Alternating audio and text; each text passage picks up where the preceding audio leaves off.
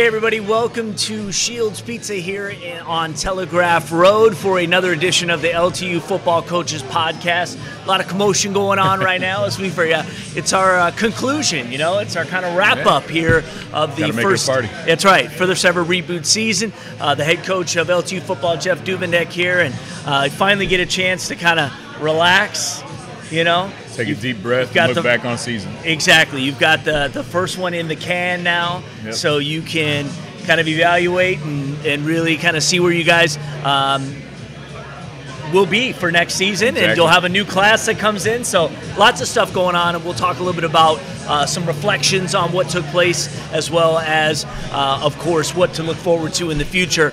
The season finale was at Indiana Wesleyan, and again, concluding the reboot season, was a 51-19 loss at the hands of Wesleyan in Marion, Indiana on Saturday, November 17th.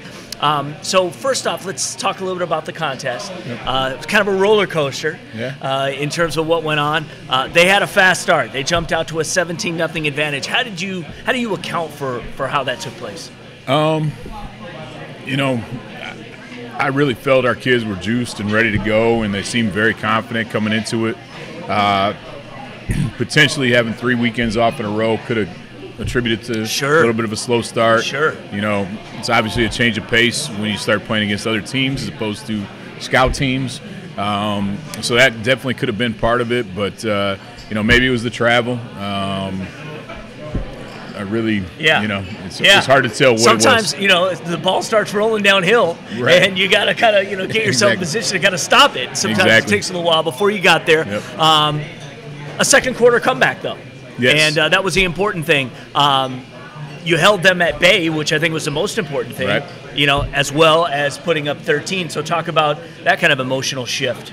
Yeah, early, we had mentioned that, they got up to 17-0 lead. We had an early turnover in our territory, which put our defense in a negative position. Right. Then we mounted a couple drives and were able to get 2 touchdowns. We had that extra point blocked. I still got to figure out that rule. I felt it should have been points for us when it bounced out of bounds.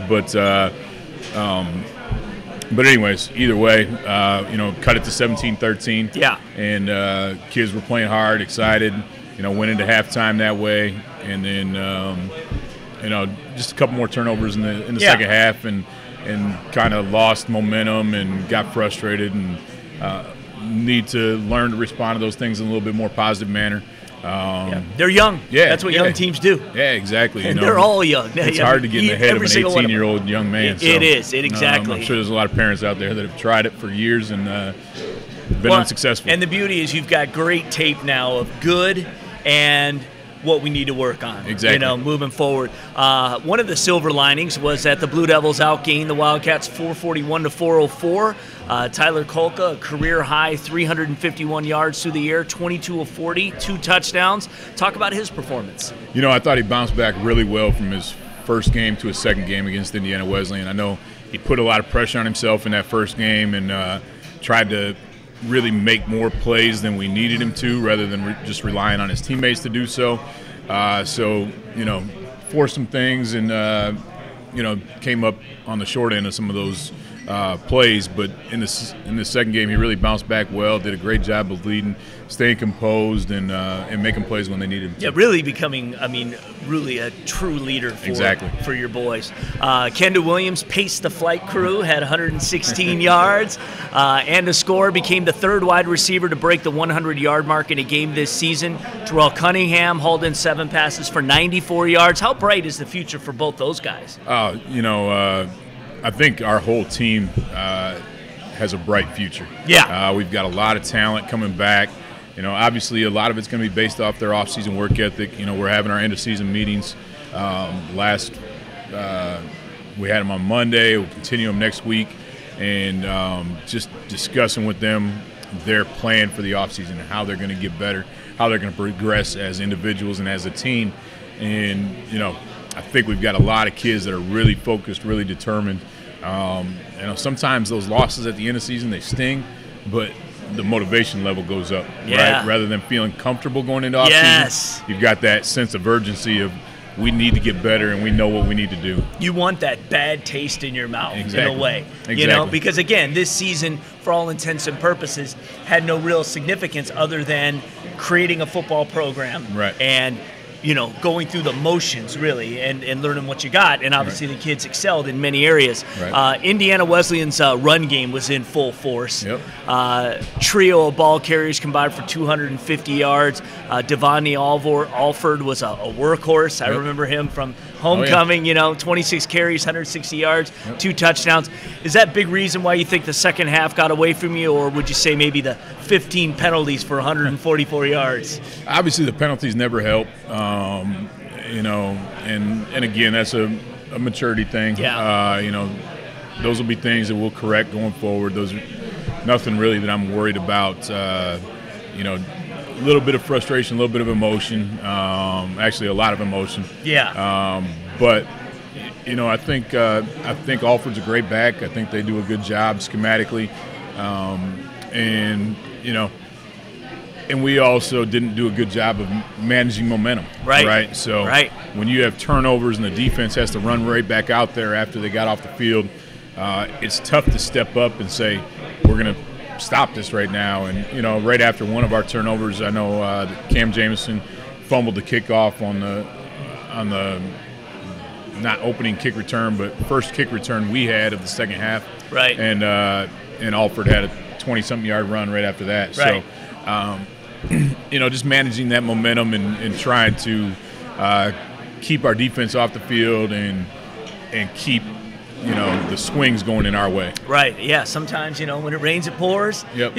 But again, all learning things for this program, and we did see the team actually do some really good things in terms of dealing with adversity throughout the season. Lots of examples of that. The players of the week, I'll announce those here. On offense, it was Tyler Kolka. Defense, Matt Esterly. Special teams, Brad Gibson. The scout offense, TJ Kaminsky. Scout defense, Ryan Crane. Scout special teams, Andrew Murdut. So one thing I wanted to mention was and it's something that we have in kind of a little season recap that the Sports SID John Heveron put out, and is where you guys would rank if the stats would count in the NA and the NAIA. And I think it's important to mention some of these things because obviously they don't recognize games against club teams, but they're still teams that you're playing. And again, when you take to the fact that both you guys being a completely brand new program as well, none of these guys ever played with each other except for a few. I think it means something. So here's where the Blue Devils would have ranked in these categories in the NAIA. Points per game at 41 on the average, you would have been 7th in the NAIA, 2nd in your conference. Wow. Yards per game, 365. Would have been 50th in the NAIA, 8th in the conference. Okay. Still good. Rushing yards per game, about 135, would have been 62nd in the NAIA, but 9th in the thing. Passing yards per game, 230, would have been 34th, but 5th in your conference. But we got some interesting ones too that I wanted to mention. 4th down conversions. You guys were 10 of 13 on the year. Right. You would have been 1st. In the NAIA, 1st in the entire country in 4th down conversions. So that's saying something. And I would say on the punt return average, you were averaging 26 yards per punt return, 1st in the NAIA. Wow. Yeah. And other firsts for your conference would have been yards allowed per game, which was about total yards, about 241 total yards. It would have been 2nd NAIA, but 1st in your conference. So some really interesting stats. So when you hear that kind of thing, talk about, just as we kind of morph into our season recap, the real growth that you felt you saw from August to November. Coming in August, we had 45 guys that had practiced together, had 0 outside competition, and then we had added another 40 to that, and so it was nerve-wracking to me to going into that first game of how we were going to handle that, how guys were going to respond to fans being in the stands and the pressure of game time, and just the escalated feeling of pressure that an 18-year-old or even a 40-year-old has on the sideline prior to that first game. Yeah. So watching them handle that was impressive. I thought they did a great job. We went down our first drive of the season. I think we converted a third or fourth down on that drive and scored a touchdown. And just to see, a team execute like that was impressive. Our kids grew together. They learned how to overcome adversity through some of those tough games that we had, through some of those tough starts. In that second game of the season against Wisconsin Lutheran, going down 20-3, right, or 22-3, and coming back and winning 30-22. I have to admit, I was a little stunned. Because I figured second game, they're going to probably take some lumps, right? And if they can, maybe put a couple of scores up, then I think that's going to be a win. Yep. Because when you think about the first game now, it's so crazy. Yeah. Because for the first time you guys are hitting the field and you're going up against a club team that has experience. Oh yeah, national champions. National champions. For whatever you want to say, they're a team. Right. And it was just such a dismantling. Right. I mean, you couldn't have asked for anything better except a fourth quarter. Right. Who knows how many points you would have scored. Yeah, they would have upped some of those stats. It really would have. There's no question about that. But then again, to go down the way you did, again, Wisconsin Lutheran, a real team, not a club team. Right. That had to be, it's got to be one of your real high marks for. Yeah, I've been on some veteran teams that wouldn't have been able to handle that adversity. Right. A lot of teams I've been on, when they go down 22-3, they put it in the tank and they call it a day, and they lose the effort that they needed to win that game, and to see all of our freshmen come together and overcome that was impressive to us. So that was impressive. Something I forgot to mention when you talked about players of the week. Brad Gibson. The toughest kicker I've met in my life. So I don't know if you knew, in this game he kicked off, went to make a tackle, dislocated his elbow, popped it in himself, and then went back out and finished the game. So, you're kidding. Yeah, it's a very tough individual. That's a tough. Elbow is that could be. I mean, I've dislocated several things. I've not done my elbow, but from what I understand, that's probably one of the most painful. Oh yeah, extremely that painful, you could deal with. And he popped it back in himself. Yeah, that's grit. My boy Gibby. Yeah, that's determination right there. I like that. The home games, the atmosphere, 3 sellouts. Yeah. I felt that you could really almost, it was weird, and again, when we talk about what we expected, I mean, it felt from the get-go like this is real. Yeah. This is a football crowd. Yep. This is a football game. And, it's here we go. Yeah. Let's build this thing. And you could just feel every game, it just getting more intense and more fun. Yep. Yeah. Yeah, it was phenomenal. I love the community support, the support from the student population, support from the administration. You could just feel the energy and the atmosphere. You really could. It was like a real college campus, right? Yes. With that football on Saturday and tailgate going on, and then the post-game high school recruits on the sideline. Yeah, it was phenomenal. So. Yeah, it really was. And again, there's only going to be more great things once the stadium is built, and then once eventually that phase 2 and your real facility is seeing the light.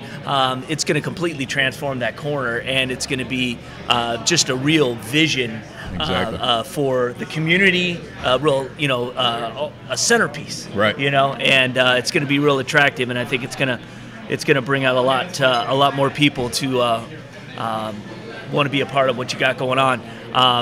You guys have had an opportunity to pitch your program now. Kids have been able to see what you've going on.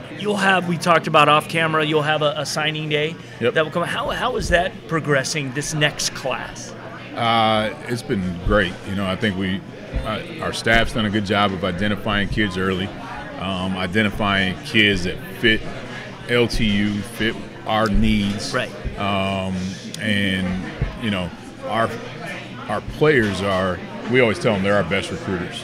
And they've really embraced that role within the team. And, I've been on teams as well where there's a jealousy of this kid's coming in and he's trying to take my spot, so I'm really not going to recruit that hard. But our kids embrace competition, and competition breeds success, and they understand that mentality. So they're trying to bring in the best kids at their position so that they can be pushed on a daily basis. And so that we can be the best team that we could be. So the selflessness of our players is very impressive. Yeah, and I'm imagining that you've got some confirmations, you've got some acceptance, or not yet. We haven't put any officials off. Okay, we've told kids they're going to be offered. Right. So they, So they rushed to social media. Yeah, they've had it out on social media that they're offered by LTU. I was curious how that process works. Yeah, but we haven't given them any official dollar amount. Right. So it's a little different at NAIA Division II, where it's not. When I was at Michigan State, if you're offered, you're offered, right? And you get a full ride. You don't have to worry about anything, right? Right. NAIA Division II, it's a little different. You're going to be offered, but, where do you range on the offer? And so how much is the out-of-pocket money? So it's really hard for kids to commit at that time. We do have some kids that we feel very good about once we do give them the dollar amount that they will commit. Right. But we were holding off till December to do any of that. Right, and you'll have a signing day. Yep. Like we did last year when we brought all the kids in. When will that be? I know we don't have a date yet, probably, but I believe roughly. National Signing Day is November 3rd, so we'll probably have it sometime around that time, whether it be that day or you said November. You said November. I'm sorry, 3rd. February 3rd, not November 3rd. I'm thinking November. Yeah, that's real quick. That's right around the corner. But February 3rd. So it'll either be that Wednesday, Thursday, Friday, or Saturday, somewhere in that range. Yeah, cool. And and again, it's a little different now than it once was in terms of even in the NCAA they were allowing early signing, things of that nature. So obviously this will be a progress. Do you foresee because, and again, this is just the way things are. Do you foresee the majority of these kids coming back? Because you always lose some here and there for whatever reason. Yeah, there's going to be attrition. There always is everywhere I've been. Even at Michigan State, kids giving up full rides to stop. Just kids understand they don't love football anymore. Oh yeah, right. And want to move on in a different area of life. So, so there'll be some of that, but for the most part, I think the majority of our contributors will be back. So we're excited about getting them back. And then looking forward to adding the new additions. How many do you feel you'd like to add for your next team? Probably about 35. Okay. We're at 77 right now. Okay. So 35 would put us, 112. Mm-hmm. So. And then eventually you would like to even have it bigger than that. Yeah, 125 is our final. Right. Goal. Yeah, that's great. Which means you're going to have to build another dorm. Yeah, exactly. That's going to happen. So yeah, exactly. It's really interesting. The vibe on campus now is really it's a sports campus. In a lot of ways. So if you are a student athlete, not only you're going to get great support, but everybody's kind of in the same boat. So you have that kind of camaraderie, and everybody understanes. The stresses that you deal with, right? Getting up early, going to weights, absolutely, still going to class, going to treatment, and dealing with all that stuff. So it is a great community. Of the 1,000 on campus, almost I think 450, 500 of them are athletes. So yeah, it's a good number. Yeah, for sure. And there have been some improvements made at the inside in terms of like the bookstore and cafeteria and things of that nature. What do when you think back now to your journey, your personal journey from, where you were at Culver Stockton, and then they made a change, and then, you were then now on this quest to find out what your next journey was going to put you, the next road. How do you even think of it now? And do you is this home now? This has always been home. I know Flushing is your home, but you know what I mean? No, it's weird that that final season at Culver, I spent a ton of time in prayer. Every Sunday I would go to the Mississippi River. We lived basically on the Mississippi River. Right. I would take my lunch out there. I would sit on the bank of the Mississippi for almost 2 hours and talk to God. And I asked Him, I was not happy with my current situation, and I asked Him, kind of guide me to the next. And my wife and I were expecting our second child, and we were looking to move back close to her family or to my family. Yeah, and where's her family from? Milwaukee. Oh, okay. And in the coaching profession, you really don't often get to choose the location, right? So it's very tough. The jobs are limited, and you kind of have to take where you go. So, and I've always dreamed of starting a program. Right. So, I mean, it was just like God said, Here you go. You know, for better or for worse. Right. So, yeah, exactly. You know, the old saying, what you ask for be careful what you right? wish for. But, That's right. No, it's been a blessing, and just been extremely excited to be here. It's been phenomenal from a family standpoint, you know, being close to grandparents. Sure. Her mother moved out with us, so we're close to all three that are still alive. And then, you know, in Milwaukee, you know, if it wasn't for that darn big piece of water in between the thing, you know, you could get there a couple hours. Yeah, it'd be Unfortunately, you got to go around it. Yeah, exactly. You know, but through Chicago, which you can go through at midnight and still have some bad traffic. No doubt. It's 7 hours pretty much, no matter what. But again, not out of the question. Right. Can be done. As anyone who's driven up to the UP and some of those places know, you know, we're used to long drives. So next season, you guys will be inside of and it's called the Midwest State, The Mid-States Football Mid-States Football Association. Yep. Okay. And we're on the east side of that conference, so we're the Mid-East. So they have a couple of divisions. Yeah, they have the East and the West. Yep. There's 7 in the East currently, 8 in the West. Madonna's adding football in 2020. Right. And I believe... And they're not going to have a reboot. They're just going to go right in, They're going right in. Yeah, so, okay. But I think I assume they'll apply and get accepted to the Mid-States, and then it'll be 8 and 8. 8 in the East, 8 in the West. Okay. Kind of even things out, and it'll be a nice addition to have a 4th Michigan team in. Right. So who will be the teams that will be you'll be competing against? In the East, we'll have Siena Heights out of Adrian, Michigan. We'll have Concordia, which is out of Ann Arbor. And then we'll have 4 Indiana teams, obviously Indiana Wesleyan, Taylor University, St. Francis out of Fort Wayne, and then Marion out of Indianapolis. And so for those who are not, super familiar with NAIA football and that, talk about, you know, from that division and that conference, some of the maybe national success that they've had. Yeah, so 7 of the last 8 national champions have been out of the Mid-States Football Association. So if you win our league, you got a great shot of winning the national championship. It's a great recruiting tool, man. Yeah. Because you're going to play high-level competition. High-level competition, and you know, have a chance to win that ring every year. So this year, 4 teams made it from our league to the playoffs. 3 from the East and 1 from the West. Concordia, St. Francis out of Fort Wayne, and then Marion out of Indianapolis, and then St. Xavier out of Chicago. St. X actually beat Marion in the first round, but all 3 of the 4 progressed to the second round, so that'll happen this weekend. Marion was the number 2 team in the country, so now it's a little bit open. Who's the number 1?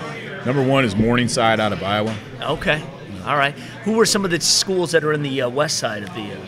The west side, it's a lot of Chicago, Illinois area schools. So there's Trinity International, which is out of Deerfield, St. Francis out of Joliet, Robert Morris and St. X, which are both out of Chicago, St. Ambrose out of Iowa, Missouri Baptist out of St. Louis, and then Lindenwood Belleville is out of Belleville, Illinois. Yeah, and the nice thing is, for the most part, it's a bus league.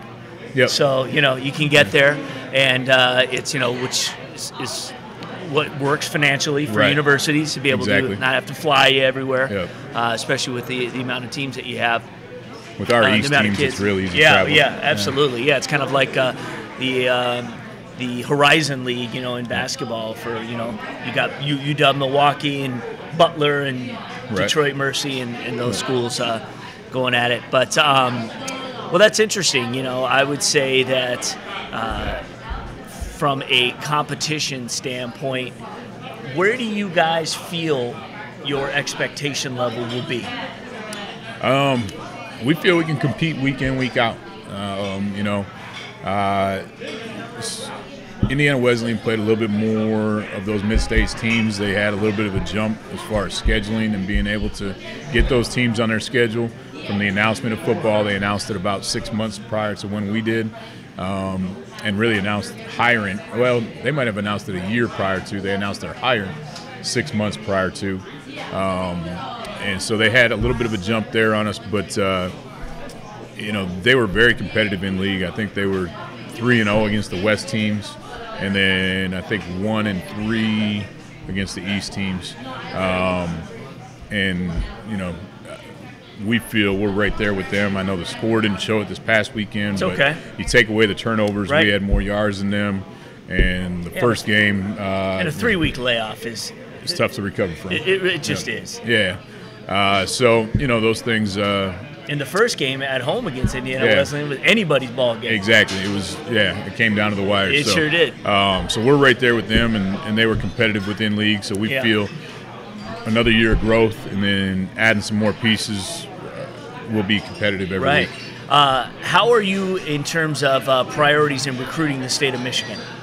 Love to recruit the state. Because it was hard to do initially. So people will see the roster and be like, "Boy, it seems like you're really getting." Well, again, when you came in, you didn't have any signing day. Yeah, exactly. And our coaches, our high school coaches around here, do such a great job of getting names out there. Right. And so most of those kids were gone. So it was kind of a last-second effort to get those kids. This past year, I think almost 90% of our class was from Michigan, and that's probably where it'll be going forward. Nice. I think there's some great football in this area, the Tri-County area, and throughout the state. But I'm excited to watch some games this weekend. Yeah. Some of our recruits will be playing. We're excited to see them hopefully bring home some championships. A couple of them are playing each other, so.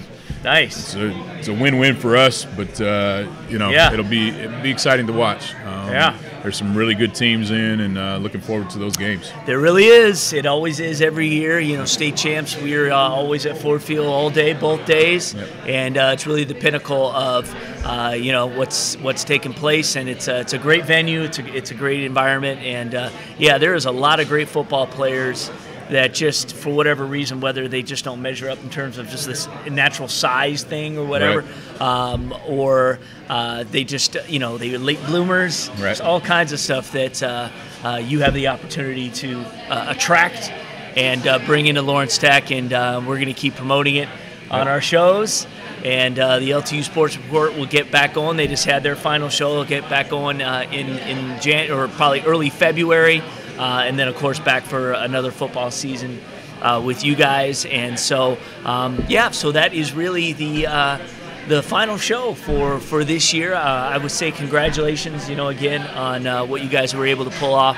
I think that, the future's bright, and once that stadium's up there and it's gleaming, it's going to be just another level of excitement. It's going to bring a lot of energy to this area, because, like you said, this, Oakland County specifically, but this Tri-County area has got a hotbed of talent, and there's kids, regardless of how good they are, want to stay home.